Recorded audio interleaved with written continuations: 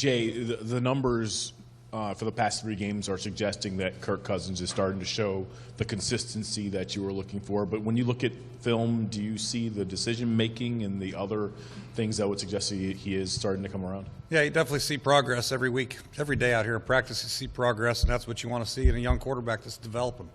You want to see it with all your players, but obviously the quarterback position is very important, and it's magnified on a play-by-play basis, and he's answered the challenge, and he's done a good job. What is it that you've seen, anything specifically over the last 3 weeks that he's started to take a gradual step up? Kirk? I just think he's making good decisions, and he's letting people around him do the work for him. You know, yesterday's a great example, hitting the check downs, and the guys are running for 15 or 20 yards, hit a screen pass, and, you know, finding his outlets, or he's taking shots when he needs to. 3rd and 5 to Deshaun. Found a great matchup, worked it through a perfect ball.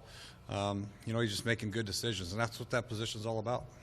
Is it for I guess, young or inexperienced quarterback to get to that point where you understand letting guys work for you? Because it's an easy thing to say, and you've said it for a while, but how hard is it to get to that point where you can accept that and actually do that?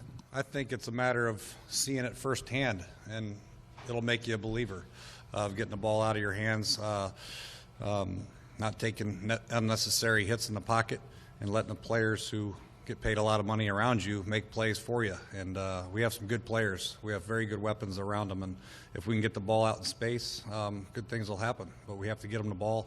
We have to find unique ways to get them open sometimes, quick element throws. We'll take some shots. But overall, I think it's still up to the quarterback to make those decisions and let the players play. We saw D'Angelo Hall play a little bit of safety. How did that come about, and how's he been with that transition? He's been fine. You know, he's had that toe, so, you know, we started to pull out our crystal ball and the way Breland's been playing. And once we got Culliver back, we had the corners there. We want to find a spot for D. Hall because he's a big leader for this football team and a heck of a player.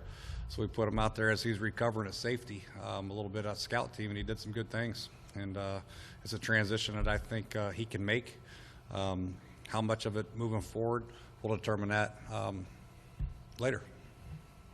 Jay, going back to Kirk, is the next step in that evolution doing this against a team like Carolina, a team that's playing at a high level on the road, having a game like that? Yes, Not we just like that game specifically, but well, you know, like I said yesterday, every team gives you a different challenge. No matter what their ranking is, we'll let you guys determine how good or bad a defense is. But every team in the National Football League will give you a good challenge. We'll give you a unique a challenge, and it's different every week, coverage-wise, blitz-wise, front-wise. You're never going to see the same defense twice in your career. So how you adapt, how you play is what determines a good quarterback. You know, the consistent play, how you can play on a weekly basis. I know you're focused on this season, but Kirk is a free agent after this season. To your knowledge, have there been any talks about extending him early, or is that just something that's going to wait to talk to him about at the end of the season? Yeah, we're going to keep that in-house for now. Scott and Bruce will handle all that stuff. You know, I'll just talk about the football right now. The financial side of things, I don't like to get involved with, especially up here. I guess to belabor that just a bit, as a head coach, have you seen enough in terms of progress and the direction that Kirk is heading to have an opinion about whether you'd like to see him back as a quarterback to coach? I like the progress of a lot of our players, really. A lot of them are doing some good things. A lot of the young players are playing well, and you can see them making steady progress. So, you know, the decisions that we make moving forward as far as contract obligations and signing people, obviously Kirk's the guy we'd like to keep around, no doubt. But, you know, that'll be up to Scott and Kirk's agent and Kirk. Last, as a coach, do you find when a player's in a contract year, or has that in store, would you feel it might be a distraction if for Kirk if those discussions start now? Or, I mean, do you have a preference should that wait? Have no opinion? No opinion, really. Okay. Every player is different. Every player is different, and you know, sometimes it might be a distraction, sometimes it might be a relief to get it done. So we'll have to wait and see. Well, apparently you had the guys go ones against ones in practice last week, which I guess was a little bit of a change-up. They described it as a more competitive practice. So what prompted you to do that, and is that a continuing thing, or was that a one-time thing? Oh, yeah, that what prompted me was we finally have some healthy people. Like I said before, we're able to practice at full strength. We have our full set of defensive backs out there, so I thought it was a good time that we started doing some competitive periods just to keep them on edge, and it was fun. You know, defense won 4-1, which was good. They were fired up. So we'll continue that in some regard. It might be 2-minute next week. It might be third down. It might be red zone. The way the schedule has been, you guys have had to face just some tough teams on the road, New England, Atlanta, now Carolina. Is there more to it, though, than just having to go against good teams on the road that have been part of the struggles, and how do you try and correct that? Yeah, there's a lot more to it. You know, it's playing on the road is it's obviously tough, and getting out to a fast start. We got out to slow starts in 2 of those 3 games. Atlanta, we were kind of even for most of the game, but against New England, against the Giants, we were off to a terrible start, which allowed the crowd to get into it and make us one-dimensional on offense.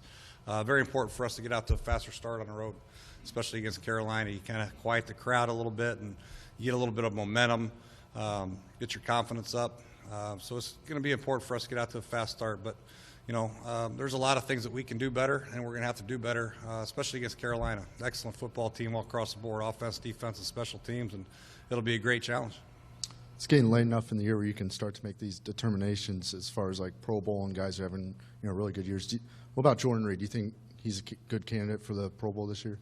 Oh, I don't know. I think Jordan Reed has proven his worth as a tight end in the National Football League, a solid option for Kirk. Obviously, he makes big plays in the red zone, and he's emerging as a pretty solid blocker also. So hopefully he'll get the consideration. Hopefully some of the other guys do, but we're just focused on our next game, man. That's Carolina. All those other individual accolades will come if they just continue to work hard, play hard, and prepare for the next opponent, which is Carolina. Jay, this microphone's turned. Tarek, jeez. I know you said yesterday it wasn't really a surprise, the result for people inside this building, but I guess from the outside it feels like there's a very kind of every other week element to this team. Maybe, the great second half against Tampa Bay after the bad second half against the Jets, the great performance yesterday after the Patriots game. I guess, is it hard for you to assess your team when it seems like the performance changes so much from week to week, or is it too many outside factors that are causing that? I am getting some gray hairs, that's for sure. We haven't been the most consistent team throughout the season, but we're learning from a lot of situational football. We're learning how to come from behind. We're learning how to play with the lead. A lot of those situations come up. Also, you have to understand each team is they have good coaching staffs. They have good players on the other side of the play, and they're going to make some plays too. And we talk about adversity and bouncing back from tough times throughout not only the season but in a game, in a quarter. So it's very important for our guys to have that tough mindset, be resilient, and they've shown that so far. But we are still 4-5 with a long way to go to reach our goals. And but you can see the growth. At least I can. You can feel it. You can feel the confidence. Just breaking the huddle, you can see that they feel like they're going somewhere every time they break the huddle. And defensively, to have success against an offense like New Orleans says a lot about their confidence and their resilience coming back from a tough loss against New England and a couple bad performances, giving up a lot of rushing yards. They bounced back and had a good day. Both. What all went into the decision to replace Keenan Robinson with Will Compton, and do you think he has performed well enough now, I guess, in the last 2 games to warrant starting going forward? He has played well. Will played extremely well. Keenan's been dealing with those injuries, obviously, and we'll have to figure that out. If Keenan becomes 100%, we'll have a tough decision to make between the 3 of those guys. But Will has played outstanding in his time, both linebacker spots. So I would imagine he'll be one of them. Jay, I know you preach every week that every team is good and these are all pros, but when you are this late in the season, your opponent is undefeated, and you talk about that inconsistency, do you think it's some sort of benefit, at least from a preparation, mental standpoint, to be facing a team that's undefeated and that you don't have to get your guys' attention because of how good the opponent is and how well they're playing? Yeah. I honestly, man, I try to say it every week. I don't think I have to get our guys' attention when we play a football game on Sunday, really, whoever it is. But when you have a team that's 9-0 like Carolina, obviously, people might get a little bit more excited to really get to start preparing and getting ready for the game. Cam Newton obviously should get your juices flowing a little bit more maybe. But for the most part, where we are as a football team, when you see what we're capable of doing at times throughout the season, I think guys are ready to get it strapped up again and go out and play and try to prove themselves again. We're still in that process of trying to prove ourselves to everybody and to ourselves on a consistent basis. So Carolina will be a great test for us, and we're excited about it. There you go. You have 4 wins in 9 games this year. Obviously, that's as many as you had last year through 16. Do you take that as a sign of progress? Does that kind of meet a small, minor goal for you? A little bit, but we're really trying to see progress throughout the building and how we prepare. The guys working hard. Like I said, there's a lot of things that we can view as progress that aren't viewed as wins and losses, really. The accountability factor, how they come to the meetings, how they work out in the weight room, how they practice. There's a lot of things that we see positive progress in this building, really. And wins and losses will come. I think the wins will come more, obviously, with the way we're working, and hopefully they'll come. But 4 and 5 is obviously not where we want to be, but it's where we are, and we have a great stretch of 7 games here. They're going to be very, very meaningful and very important for these guys, and they're excited about it. Going back to the practice stuff, going to 1s and 1s, did you do any of that last year? Yeah, a little bit. A little bit. What when you see that, when they get in there and get in like that, how much does it enhance the practices, and do you see how did you see the results throughout the week because you do, even if it's just situational competitiveness? Well, like I said yesterday, we had our best practice week. I don't think that was a result just because we went 1s on 1s for 5 plays, but that was part of it. I just think for whatever reason, our guys came out with a lot of energy, and we had everybody healthy for the first time in a while. Wednesday, a couple guys sat out like Hatch, but Thursday and Friday, all 3 of those days were outstanding work, and that was part of it, just to get the competitive juices flowing. And it's been good. We have to maintain that. Because when you have a great week of practice and reward them with a positive game like we played against New Orleans, hopefully it'll make them want to come back and practice hard again this week, which I think they will. Do you attribute the energy just because they're seeing guys come back, or is there just something else about the makeup of the team that contributes? Yeah, I think so. I think the makeup of the team really, and obviously having guys come back is beneficial. But when you see Deshaun running full speed in practice, it helps a little bit. We see Alfred taking the ball and running 40 yards down the field after a handoff, and Matt Jones and Chris Thompson and Mac Brown on scout team, and the guys flying around and finishing plays on defense. It's fun to see, and the guys are having fun doing it. Jay, how'd you guys escape that game health-wise? Is there any noticeable injuries that happened in that game? Or? Yeah, nothing significant. We'll announce them on Wednesday. Like I said, Alfred came out with the rib, but I think he's fine. He came back and played. Other than that, I think we should be good to go. And also, how'd you assess the team in the trenches on both sides of the ball in that game? The offensive line, I thought, was outstanding. They really played well. We gave up 3 sacks. I think 2 of them one was an all-out blitz. We didn't have an outside guy accounted for, so that really wasn't on the line. It was a good call by Rob. We just didn't get the ball out. Another one was on a scramble, I think. It was a coverage sack.